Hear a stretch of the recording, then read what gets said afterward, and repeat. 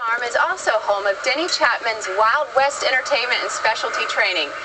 This is going to be fun. Let's go meet Denny. I'm Denny Chapman here in Ocala, Florida, and I'm an equine entertainer, trainer, and clinician, and we provide specialty acts, announcing, and training for rodeo entertainment, horse fairs, sporting events. But one of my favorite hobbies and things that I really love to do is the sport of cowboy mounted shooting. It's an awesome sport that was developed back in the early 90s. That's a combination of horsemanship and marksmanship, and I gotta tell you, it's the most fun I've ever had on horseback. Cowboy mounted shooting involves using real guns, but we're actually shooting black powder blanks at balloons. Obviously, for safety reasons, we can't use live ammo. So the blanks are developed to burst the balloon with just the burning embers of powder coming out to about 20 feet, and then they dissipate for audience safety.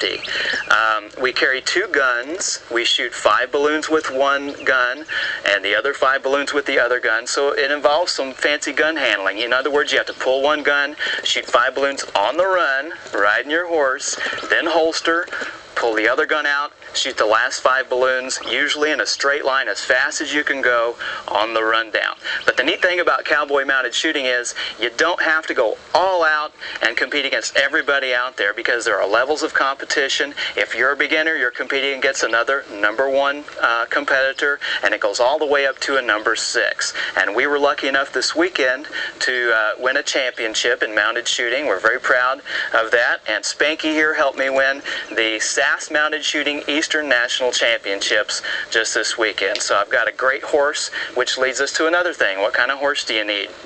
Spanky's an American quarter horse. He is a small, stout-built foundation quarter horse. That means he comes from the old bloodlines of the short bulldog quarter horses that are really quick on their feet and can maneuver very quickly. You need a horse that's obviously been desensitized to the gunfire. How do you do that? Well, the simple way is to send him to me or somebody like me who does that for a living. But you can do it at home. You have to do it really slowly, and we got to tell you, it's not for all horses. About 80%, 75-80% of horses will eventually allow you to desensitize in this sport.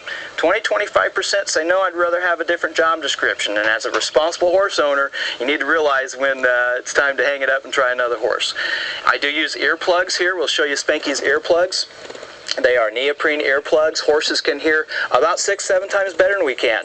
So we love our buddies, and they help us compete in this sport. We want to protect their hearing with these earplugs. You need a horse that moves like a Western performance horse. What's that mean? Well, it means a horse that moves like a roping horse or a working cow horse. A horse that can run really hard, stop really fast, do a rollback, turn, lead changes, things like that. How do you train that? Again, you can find a qualified person to help you.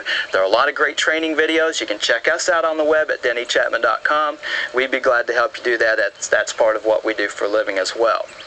Let's talk about a little bit about the equipment we see here. First, I have my guns here. They are Ruger Vaqueros. What kind of guns are allowed? Only single-action cowboy-style pistols that were manufactured prior to the turn of the century. The Ruger Vaqueros are tailored after the 1873 Colt Peacemaker.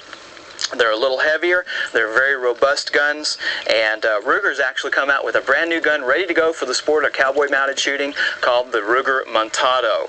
A lot of people use Colts. Uberti Cimarron is a great gun to use for cowboy mounted shooting, and we'll show an example of Cimarron in a moment. Single action means you have to cock it before you fire it. You can't just pull the trigger, you have to cock, fire it, cock, pull the trigger, and so forth. Adds an extra element of difficulty in this sport. You really have to kind of be nimble with your fingers. You have to be able to ride your horse, shoot separately, and separate those 2 factors. Horsemanship is really important, because if you turn to shoot a balloon, you're going to move your horse over. So you have to be able to sort of segregate your gun hand from your body. So I've got 2 cowboy-style holsters here. I prefer to wear my holsters here. We use 2 guns in this sport. This will be the first gun I use. When I'm done with this, I'll holster it, pull my second one to shoot the last 5 balloons. So you do have to practice that. Some people wear them back here. This is the smart way to wear them, because they're right here. Once you holster your first gun, natural muscle memory, your hand falls to here naturally, you can pull your other gun. There's all sorts of rigs. If you go online at cowboymountedshooting.com, you'll find vendors online for all this equipment and tack. And let's talk about tack and equipment a little bit. Spanky here is sporting a McCall Wade saddle, which has a heavy roping post. This is not your everyday light riding saddle. This weighs about 50 pounds. And if I can step over here and point out just a couple of things. In this sport, it's not all shoulders, hips, and heels in a straight line. We're going for the gusto. We're riding hard, leaning forward. Often our foot is all the way up in the stirrup. It's not something I recommend for everyday riding, but you will notice in some of the shots we ride like that. We have a nice heavy roping breast collar to keep the saddle steady as well, and we have a great professional choice saddle pad that's about 1 inch thick, because we do a lot of turning and moving around. We want to make sure we stay steady in the saddle. I often brace myself when I get up in 2-point on the rundown. I'm leaning forward, asking my horse to speed up. So I've got a set of bucking rolls here on my saddle, because it is kind of an old-fashioned slick fork here. CMSA and SAS Mounted Shooting are two of the biggest entities in mounted shooting, and they really want to enhance the spirit of the game. And the spirit of the game is old-time cowboy stuff. So that means they like to see this old-time tack and equipment. You see I have a Model 66 rifle here that I use in my rifle competition, Model 1866. That's where that Model 66 comes from. So this is the same type of rifle, or one of the types that would have been used in that time period. And I think you might see some video of that as well. And I have the scabbard here that's attached to my rifle. I'd like to call over a couple of my friends, and we're going to talk about dress a little bit. So we've got Deke and Stephanie coming over here, and we're going to talk about dress requirements. So today, because I'm a trainer and I do this for a living, when I conduct clinics and training, I wear my logo shirts, and I want people to know who I am, and so forth. But with Deke here, for instance, you can see that he has a great period outfit. He looks like he walks straight out of Lonesome Dove. He looks awesome. So this is pre-turn of the century clothing, with a banded collar shirt, a great wild rag with his name embroidered in there. He's got the suspenders, because cowboys really didn't wear belts and big belt buckles back then. There was really no such thing. He's got the cuffs, and the cuffs were really neat. It only adds a little flash, but back then it would have protected your hands from the hot branding irons and from the ropes when working the cattle. He's got a great set of chinks on there that would protect his legs when he's kneeling down, doctoring calves, and doing things a real working cowboy would have done. Now, Deke likes to wear his holsters like I wear mine, but he has a little bit of difference, because his are canted just a little bit.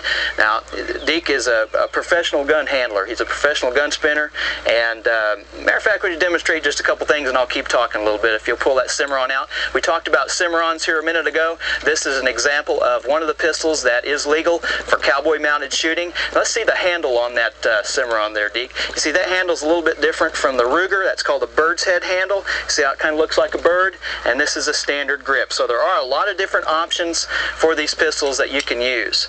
And as you can see, Deke's pretty handy with those guns. He's a third-generation Wild West entertainer, Deke Rivers. Thank you, Deke. Stephanie is wearing a little bit of a different outfit. Stephanie has a split skirt, which is very comfortable for riding.